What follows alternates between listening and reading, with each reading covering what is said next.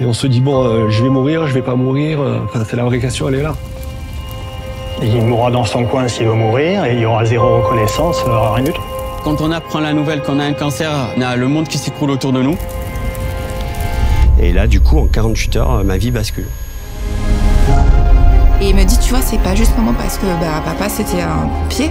Pompier, il sauve des vies, quoi. Il risque sa vie pour sauver des vies et il est mort de ça, quoi. T'as toujours un risque. Tu sais très bien qu'à un moment ou à un autre, peut t'échapper le feu. Quand j'aime les gens, je les protège. On a une preuve absolue que le métier de sapeur-pompier augmente le risque cancer. Pas quelque chose qu'on jette une fois qu'on en a plus besoin. Nous sommes bons à aller au feu, quel que soit le risque. Et si nous sommes plus bons, nous sommes mis de côté.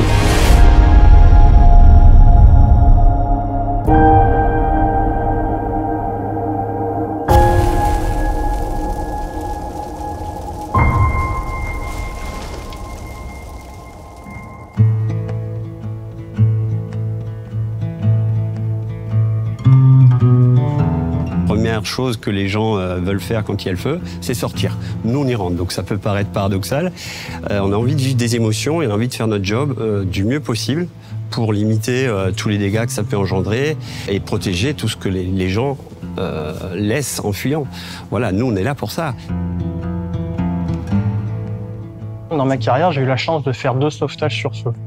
Un premier dans un feu de sous-sol et un deuxième, un feu d'appartement. Je suis assez fier d'avoir réussi à accomplir ça, de leur avoir donné une chance de prolonger leur vie. Plusieurs reprises, j'ai su que les personnes n'avaient pas eu de séquelles. Donc oui, là, il y a un sentiment de fierté incroyable.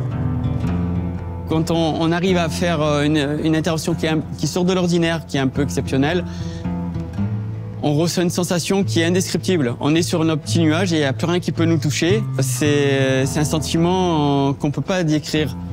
On est dans un bien-être, mais total.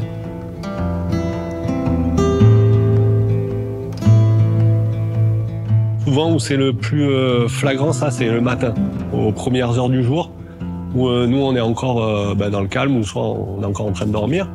Et on part en intervention et dans les 3 minutes qui suivent, on se retrouve face à des gens qui sortent de leur immeuble, en courant, affolés, avec une situation qui n'est pas normale pour eux, de la crainte, de la peur. On voit la peur chez eux, ils ne savent pas comment faire, les gens qui sortent au balcon, qui demandent de l'aide.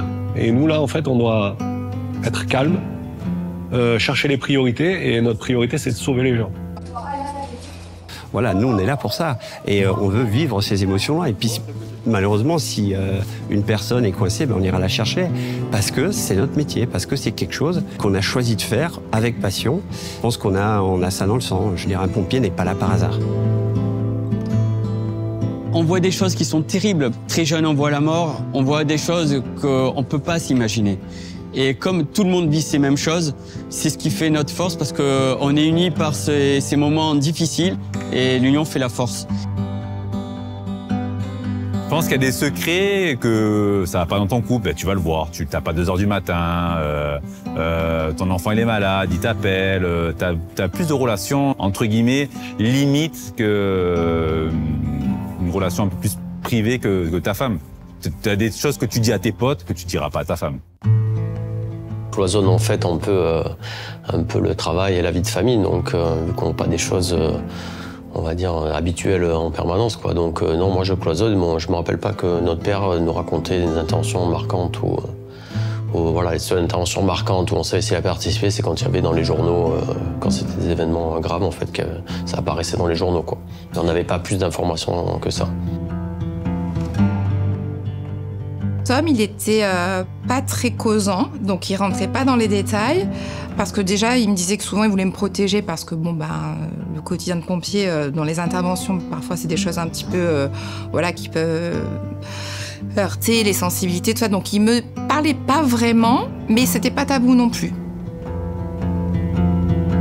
Quand il y a des décès lors des interventions, ça nous touche toujours. Parce que nous, on va aider les gens, on sait que ça pourrait être nos familles, ça pourrait être nos proches, et c'est la famille et les proches de quelqu'un. Tu vas pas dire à ta femme quand tu rentres du boulot, un bébé, j'ai massé un nourrisson qui vient juste d'accoucher il y a 3 semaines. Tu peux pas lui dire ça. Ce qu'il faut remercier le plus, c'est pas nous, c'est les personnes qui nous entourent au quotidien, parce que nous, on vit de notre passion, mais les personnes qui vivent avec nous, elles subissent notre passion. Je sais que, en tout cas, c'est un métier qui le passionnait vraiment. Il était hyper fier d'être pompier. Et j'ai compris pourquoi par la suite, parce qu'aussi il y avait une vraie vie en communauté. Et ça, c'était vraiment quelque chose de très important pour lui, cette fraternité entre les gars. Et ça, c'était ce qui le mettait en joie, ce qui le motivait, ce qui le portait. J'avais envie ensuite, une fois que j'étais pompier volontaire, d'aller au-delà. Donc j'ai passé un concours pour devenir pompier pro et depuis, je ne regrette pas. Je regrette pas. J'ai vécu beaucoup de belles choses avec beaucoup de gens que j'ai rencontrés, très sympas, une famille. Voilà, c'est une famille, les pompiers.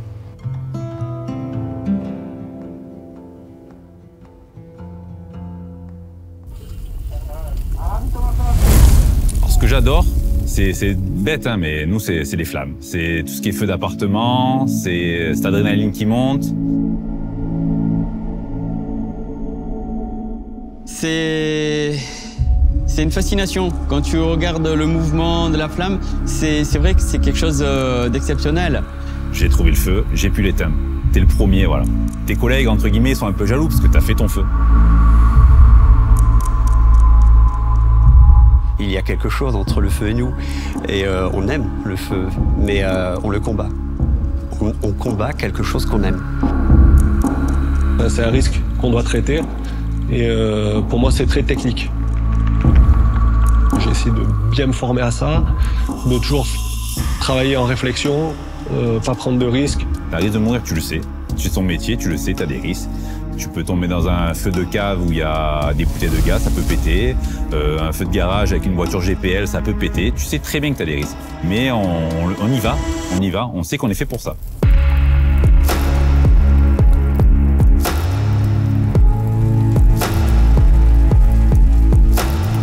Tu y vas et jusqu'au bout, tu es avec des collègues et tu y vas, tu n'es pas seul, mais tu as toujours ce risque derrière qui craint.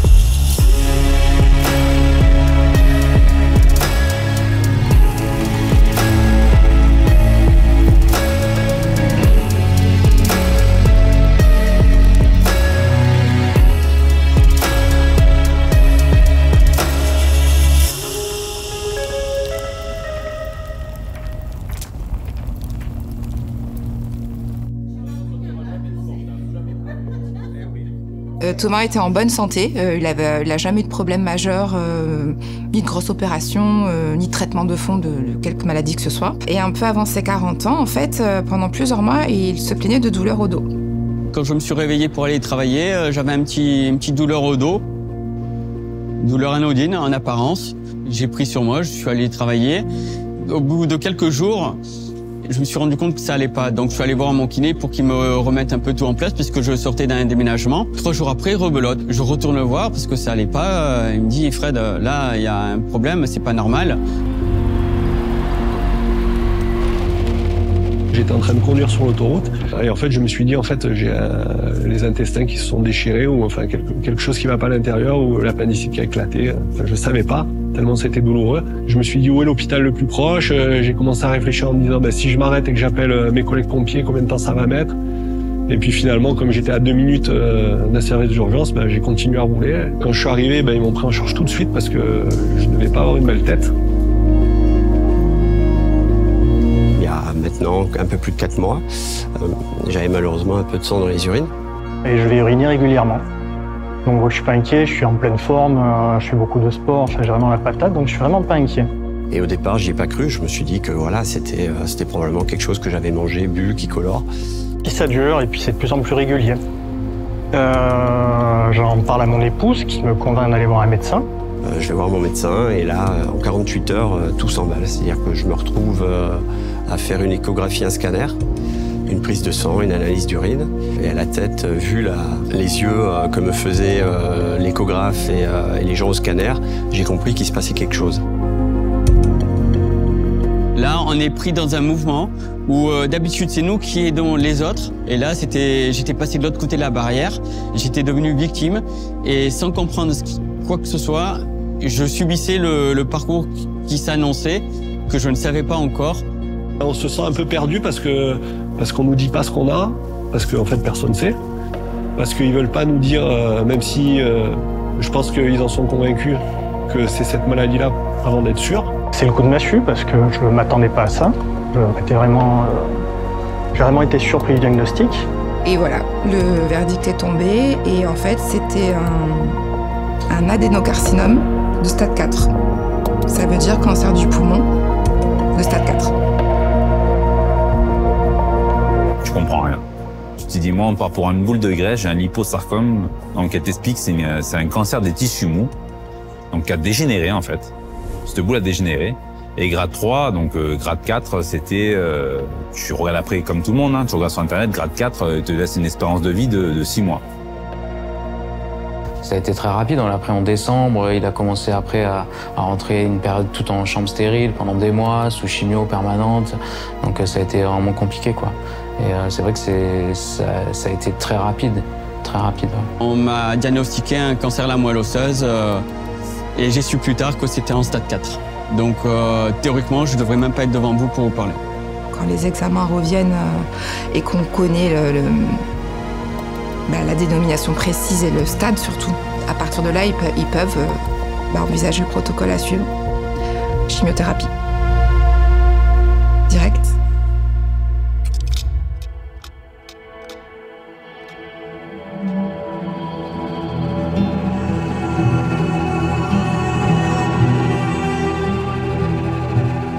Et c'est vrai que quand la maladie s'est vraiment emballée et qui commençait vraiment à beaucoup maigrir, à être très affaibli, parce que forcément la chimiothérapie a endommagé les autres organes de son corps et notamment il a perdu presque l'usage de la marche à la fin parce que ça agressait la racine des nerfs qui permet de marcher. C'était un traitement très agressif. Parce que son cancer était très agressif aussi. Où j'ai eu la chance, c'est que donc, Thierry a eu le cancer 2 mois avant moi.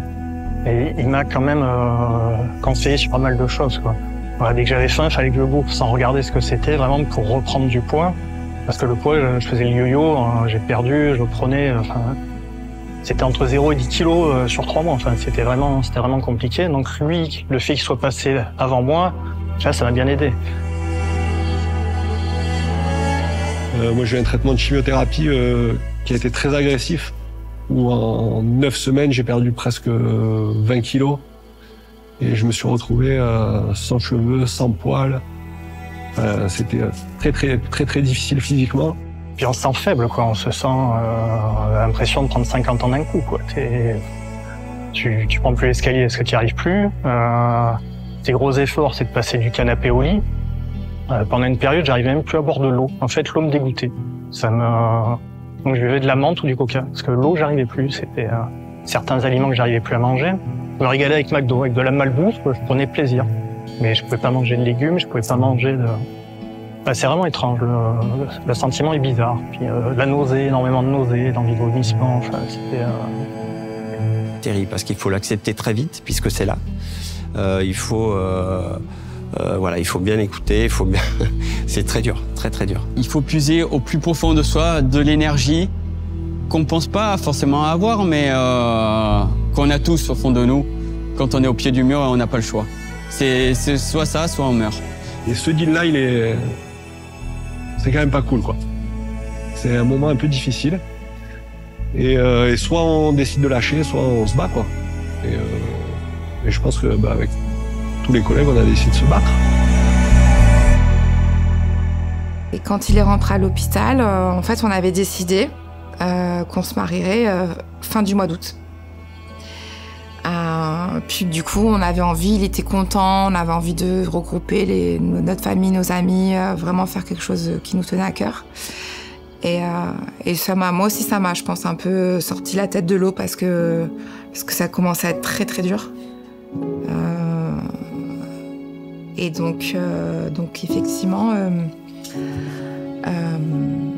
son état s'était tellement dégradé qu'en fait, on n'a pas pu se marier à l'extérieur, donc on a dû le faire dans les jardins de l'hôpital d'Archer.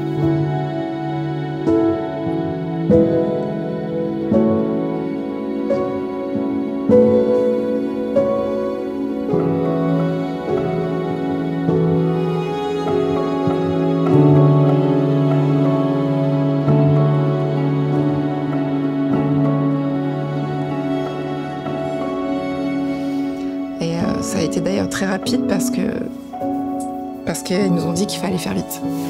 Donc on s'est mariés dans les jardins. C'était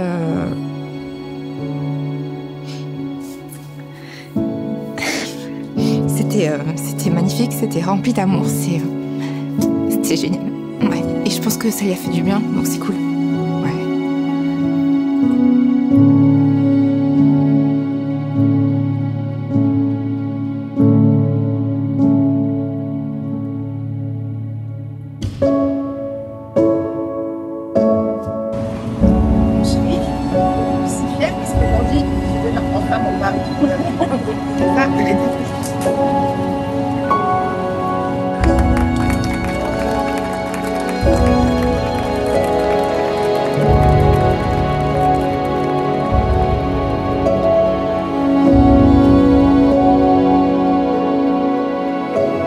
On se pose la question pourquoi moi et pourquoi cancer.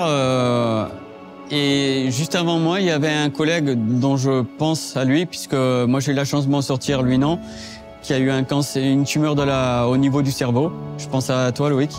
Et il avait eu ce genre de problème, donc on le soutenait. Et tout d'un coup, je me rendais compte que j'étais en soins en même temps que lui. Il avait réussi à s'en sortir temporairement. Il avait pu reprendre le travail. Il s'était acharné pour reprendre cette passion, parce que c'est pas un travail, c'est une passion. Avec beaucoup de chance, je m'en suis sorti. J'ai pu reprendre au bout de 9 mois. Malheureusement, Loïc, lui, il n'a pas eu la chance de s'en sortir. Et des fois, on a ce sentiment de culpabilité. On se dit, pourquoi moi je m'en suis sorti et lui non? Donc moi j'ai eu la chance de pouvoir rebondir et de refaire entièrement ce métier. On se prouve qu'on existe. En travaillant, en retournant au travail, on se prouve qu'on existe et qu'on a encore la possibilité d'aider notre prochain, malgré tout. Mais on a toujours une petite pensée pour ceux qui n'ont pas réussi à s'en sortir.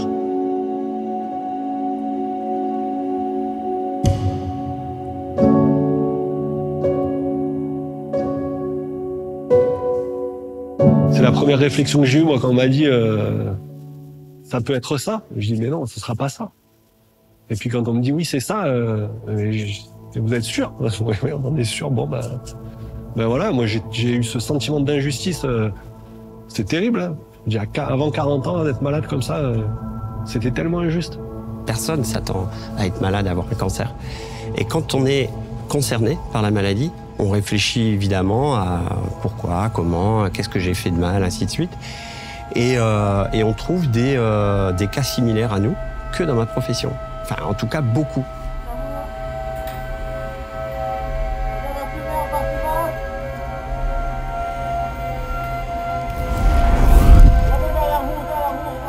Le cancer a toujours existé dans notre profession.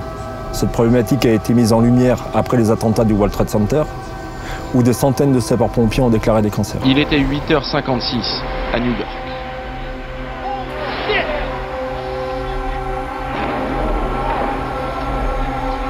Presque 15h à Paris, 9h du matin là-bas, c'est l'heure où l'Amérique démarre sa journée. 9h14, un deuxième avion de ligne éventre la tour sud. Les deux tours géantes du World Trade Center s'effondrent. Beaucoup de gens dans mon entourage sont tombés malades et on n'a pas forcément toujours fait le lien. Beaucoup de gens sont tombés malades alors qu'ils étaient en activité, beaucoup de gens sont tombés malades tout de suite après avoir arrêté leur activité, donc à la retraite. Après le décès de notre papa, quand on a vu qu'il y avait d'autres cancers qui se développaient dans la même caserne, on a vraiment commencé à se poser des questions. Et surtout que c'était des gens qui étaient quand même en bonne santé physique et de plus en plus jeunes. En fait, on apprend que de plus en plus jeunes, on a des collègues qui développent des cancers. Donc j'en ai parlé au cancérologue en disant voilà, j'ai des enfants, j'ai un frère, une sœur et tout. Est-ce qu'ils doivent surveiller leur vessie? Est-ce qu'on est plus sujet? Est-ce qu'on est sensible? Est-ce qu'il y a un lien héréditaire? Et là, le cancérologue me dit que dans le cancer de vessie, il n'y a aucun lien héréditaire. C'est un cancer provoqué. Donc qui est provoqué soit par la fumée de cigarettes, de drogue ou quoi, soit par l'exposition aux produits chimiques. Moi, j'ai jamais fumé de ma vie. J'ai jamais pris de drogue, L'exposition aux produits chimiques, pas plus que les autres. Donc j'ai mis ça dans un coin de ma tête. Les semaines passant et on avait beaucoup de questions et c'est vrai que ce point-là de lien métier de pompier, cancer, parce qu'on se dit merde, 40 ans, cancer, sportif, le mec qui fume pas, il y a un truc qui cloche. Le cancérologue, je lui ai demandé, vous en pensez quoi, qu'est-ce que ça peut être? Et lui il me dit, on n'a rien qui est officiel là-dessus, mais c'est possible que, c'est même probable que ça puisse être ça, puisqu'on est exposé à beaucoup de produits chimiques. Et le cancer des testicules, c'est un cancer qui peut être provoqué par l'exposition à des nanoparticules, à des produits chimiques, à plein de choses comme ça.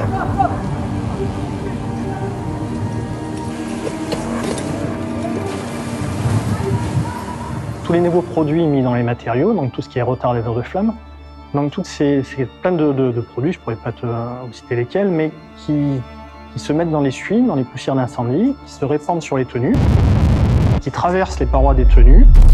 Les pores de la peau, pendant l'effort avec la chaleur, tout ça sont dilatés, et des nanoparticules rentrent dans le corps et se stockent dans les différents organes et créent des cancers. Ils sont en train de mettre en lien que ces microparticules en fait sont cancérigènes et qu'en fait si on les nettoie pas bien, de manière, je répète, industrielle, donc ça a été énormissime. Pour moi, ça a été une bombe, cette annonce, parce qu'en fait, là, on est face à un réelle problématique.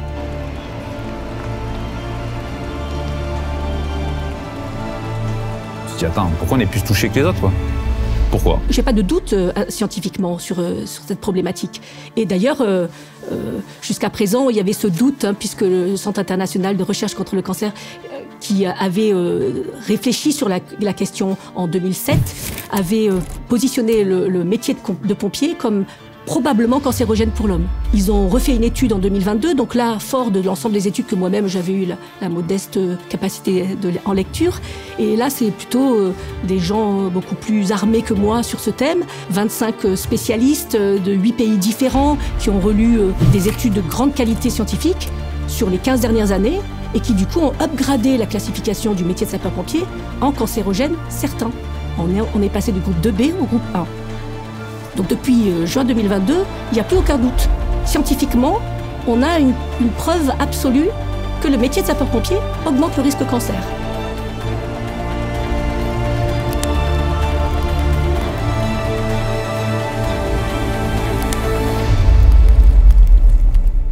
D'abord, nos autorités nous disent que la fumée française est différente des autres fumées.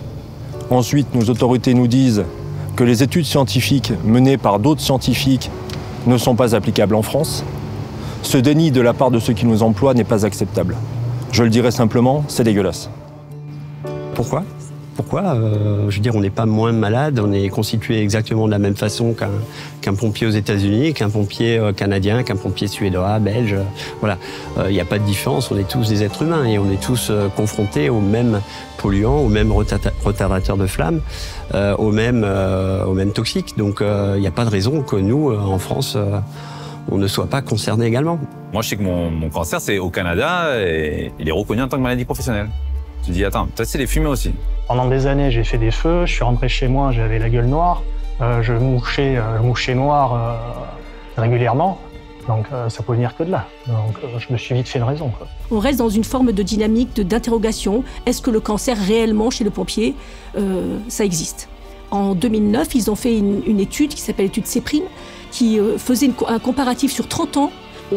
Ils ont pu conclure que finalement, il y avait probablement une augmentation du nombre de décès liés à certains cancers, en l'occurrence testicules, vessie, prostate. On n'en a rien fait. On a cet élément qui a été amené en réflexion franco-française, avec des limites liées simplement au fait qu'on n'a pas beaucoup de sapeurs-pompiers en France. Donc on n'a pas assez de nombre de sapeurs-pompiers pour avoir des chiffres qui statistiquement sont valides. Et c'est pour ça que ce sont les États-Unis et le Canada qui amènent leurs chiffres. Nous, on n'est que dans des augmentations, mais qui ne sont pas statistiquement fiables. Mais ça reste des augmentations, et ça c'était très net. Et évidemment, à la fin de cette étude, intelligemment, il avait été demandé de poursuivre ces études, mais elles n'ont pas été poursuivies.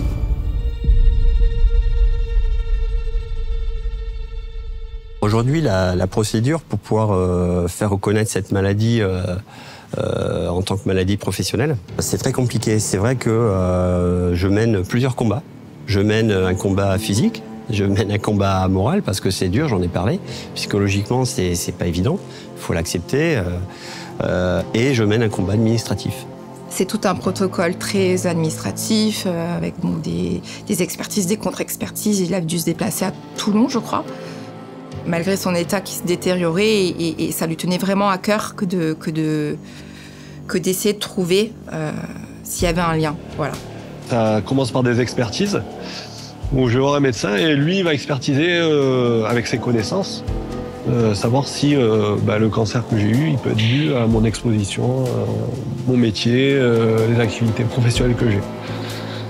Donc évidemment, le premier que j'ai vu, il s'est pas prononcé. En 5 minutes, il a plié l'affaire, il m'a renvoyé chez moi en me disant qu'il n'y avait pas de raison. Le gars me reçoit pendant 10 minutes. Il me pose 3 questions, alors que j'avais tout un dossier sur les interventions, sur ce qui était produit par les fumées, tout ça, mais ça ne l'intéresse pas. Donc il met un avis négatif sur la reconnaissance de maladie professionnelle. Il m'a amené vers un autre médecin qui m'a expertisé. Et quand j'ai été le voir, je lui ai amené suffisamment de documents et de matières pour qu'il puisse, qu'il soit incapable de répondre et qui lui m'envoie vers un autre médecin expert. Entre-temps, je déménage en Gironde, et là, le SDIS m'envoie voir un médecin généraliste à Arcachon. Donc, un médecin généraliste pour savoir si un cancer est reconnu maladie professionnelle chez les pompiers. Le pauvre gars me dit, écoutez, moi, je suis complètement incompétent pour ça, quoi. Ça me dépasse, quoi. Personne n'est prêt. Aucun médecin n'est prêt, n'est formé pour dire, oui, ce monsieur est atteint d'un cancer qui est lié à son travail. Aujourd'hui, on n'a pas de... Rien n'est fait pour ça. C'est insurmontable. Rien n'est fait pour nous faciliter la tâche. C'est incroyable. Enfin, voilà. Bon. Il est vrai qu'aujourd'hui, il n'y a aucun accompagnement pour nos malades. La maladie professionnelle est couverte par des tableaux d'identification. Si vous n'êtes pas dans le tableau, vous n'êtes pas pris en charge.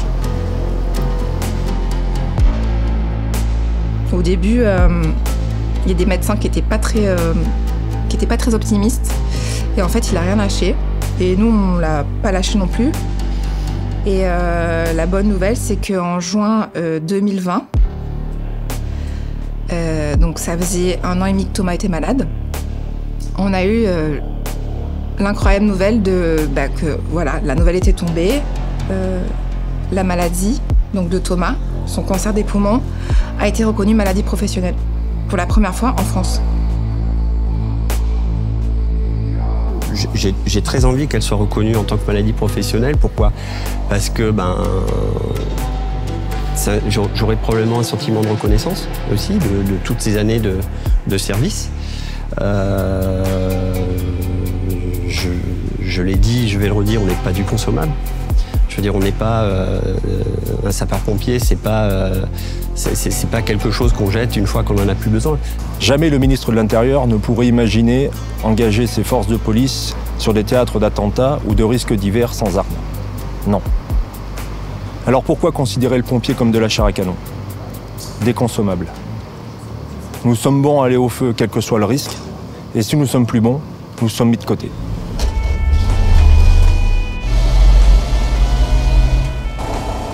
Il y a encore toujours la menace qui plane de nous dire si vous êtes malade et si vous êtes reconnu en maladie professionnelle, vous ne serez plus pompier. Alors en fait, ça n'a rien à voir, quoi. C'est pas parce qu'on a une maladie professionnelle, qu'on a un handicap, qu'on ne peut plus être pompier. C'est un truc, moi je trouve ça un peu difficile de nous proposer ça comme solution, de nous repunir de la maladie qu'on a eue à cause du travail.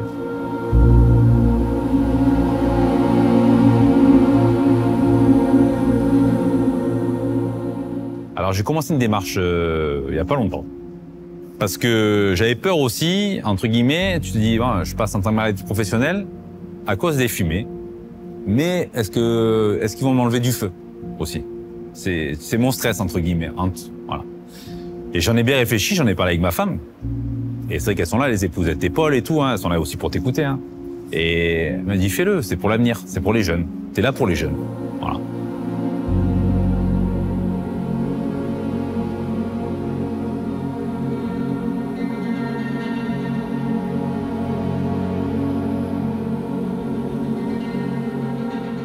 encore une fois, ce témoignage doit pouvoir faire avancer les choses. Il faut comprendre que aujourd'hui, je ne sais pas si ça va être le cas, si mon cancer va être reconnu comme une maladie professionnelle. Je ne sais pas si on va trouver un expert qui va pouvoir définir si oui ou non cette maladie va être reconnue.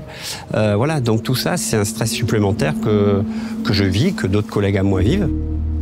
Et ouais, on n'a pas besoin de ça, quoi. On a suffisamment de choses à penser. Et voilà, je peux pas être sur tous les fronts. Voilà, il y a un moment ou un autre, je vais devoir lâcher et faire des choix. Et penser à moi, malheureusement. Voilà, donc ce combat, je le mène parce que je pense aussi aux autres. Parce que malheureusement, il risque d'y en avoir d'autres. Et je veux que ces gens-là, lorsque malheureusement ça leur arrivera, et je le souhaite absolument personne, puissent se dire, bouf, voilà, il y a des gens avant qui ont fait ce qu'il fallait pour que moi, les choses se fassent naturellement et qu'on reconnaisse rapidement sans qu'il y ait une montagne administrative de choses à faire.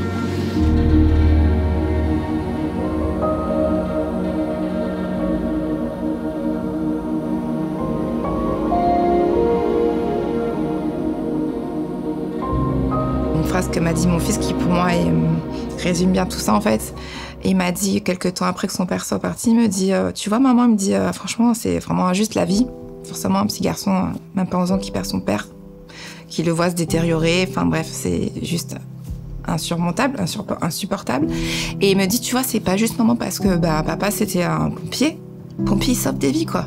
Il risque sa vie pour sauver des vies et il est mort de ça quoi. Faut encaisser ça, faut essayer d'avoir les bons mots derrière pour dire oui, non, qu'est-ce qu'on dit. Enfin, c'est hyper complexe. Et du coup, j'ai trouvé que le fait d'avoir mis en avant, enfin ça c'est pour mon avis personnel et mon histoire de famille, je trouve que c'était important que je dise à mon fils, ouais, mais ton père, il a été pompier 15 ans, il s'est régalé, il a kiffé sa vie, et c'était un métier qu'il adorait, qui le passionnait, et tu peux être fier de ton père parce que c'était un super pompier. Mais, tu sais, après, en tout cas, ton père n'a rien fait de mal. Il s'est pas mis en danger lui-même. Donc, il peut rien, nous, on n'a rien à lui reprocher, mais lui, il se reproche pas. Du coup, ça m'a aussi, moi, un petit peu... pas être trop dans la colère, en fait. Parce que c'est normal qu'on soit dans la colère quand on perd son mari qui a 41 ans. Enfin, c'est pas juste. Et quand après, on doit élever l'enfant toute seule et qui, effectivement, verbalise ce genre de choses... parce que, voilà, les pompiers, c'est des héros. Et c'est vrai. Pour moi, c'est des héros, les pompiers, parce qu'ils font un super job. Je suis quand même convaincu que ce combat-là, il faut le porter, il faut le continuer, parce que c'est trop dur pour les familles, c'est trop dur pour les collègues. Et malheureusement, je suis convaincu qu'il y a encore plein de gens qui vont être malades, parce que la solution, elle n'est pas si simple. C'est que la reconnaissance de maladie professionnelle va imposer à l'administration un vrai travail, parce que ça coûte cher de rembourser à la sécurité sociale une maladie professionnelle. Ça coûte très cher. Et c'est pas la rente qui coûte cher, c'est le remboursement des frais et des soins. Puisqu'on serait dans un équivalent d'accident de service, l'administration serait pleinement responsable, et c'est probablement pour ça qu'on reconnaît peu de maladies professionnelles dans la fonction publique, parce que la fonction publique, elle va exploser. Elle n'aura pas la capacité de payer. Mais si elle n'a pas la capacité de payer, alors elle fera de la prévention. Alors elle nous donnera du temps, elle nous donnera de la formation, elle nous donnera des moyens de dépister des cancers plus précocement pour qu'ils coûtent moins cher, non pas à eux, mais à la société. Peu importe, ça ira dans le bon sens.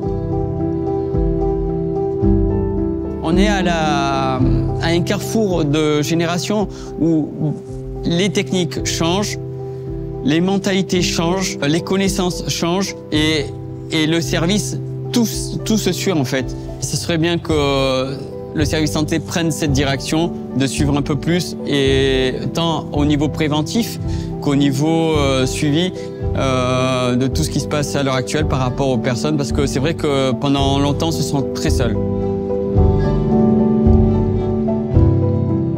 On a une visite médicale tous les ans, c'est vrai, mais par exemple, au début, quand on est rentré, on faisait une radio des poumons tous les 2 ans ou tous les 3 ans. Maintenant, on n'en fait plus du tout. On faisait un test à l'effort régulièrement. Maintenant, on le fait plus. Enfin, maintenant, ils attendent 45 ans. Donc, je sais pas, j'ai l'impression que Enfin, oui, on a un suivi, on a une visite médicale, mais en fait, j'ai l'impression qu'elle voit pas grand-chose, quoi. Quand on rentre dans une caserne et qu'on est pompier, on dit voilà, ils ont brûlé, c'est une caserne, on est content. Mais c'est tellement évident. Et les jeunes d'aujourd'hui ont encore ce réflexe. Mais j'ai envie de leur dire non. Dans le passé, le commandement nous faisait faire n'importe quoi. L'appareil respiratoire isolant, c'était une option. Au plus on respirait de la fumée, au plus on était considéré comme un vrai pompier. Quand tu étais en période du feu à l'époque, tu sentais le feu encore 2 jours après, dans les cheveux, dans tout. Moi, je me rappelle, à l'époque, j'étais logé quand même. Tu vois, je me disais, putain, j'ai ramené toute cette fumée, même si tu laissais les trucs sur le palier. Mais t'en avais sous les ongles noirs, tu mouchais, tu embrasses ta femme le matin, mais si t'avais pris la douche et tout, mais il fallait bien 2 jours pour que ça s'enlève. Et tu te dis, putain, j'ai ramené peut-être tout ça à la maison. Ah, ta femme, tes enfants, ils ont eu toutes ces particules, quoi. On est content quand ça sent la suie, ça veut dire qu'on a fait quelque chose. Mais voilà, il faut pas respirer ça, il faut faire quelque chose. Et pour faire ce qu'il faut, il faut qu'on nous donne les moyens. Peut-être il y a des choses qu'ils doivent revoir dans leur système. C'est pas eux les responsables. Il me semble qu'il y a des choses qui doivent être modifiées pour éviter que des maladies se développent. Et on n'est pas trop entendu parce qu'on sait que si on doit changer notre manière de travailler, si on doit mieux se protéger, si on doit mieux protéger tous les pompiers de France, ça coûte une fortune. Et il y a toujours ce problème économique qui est là. Et puis les gens qui n'ont pas vécu la maladie ne peuvent pas comprendre. Derrière tout ça, il y a une obligation de recherche. Il va falloir mettre en place des dispositifs de protection de toutes nos voies de contamination. Mais il y a aussi le coût financier. Ce coût financier qui est souvent mis à l'avant de la scène. On nous explique que tout ce que l'on demande, ça coûte trop cher. Énormément cher. Mais pour autant, la vie n'a pas de prix.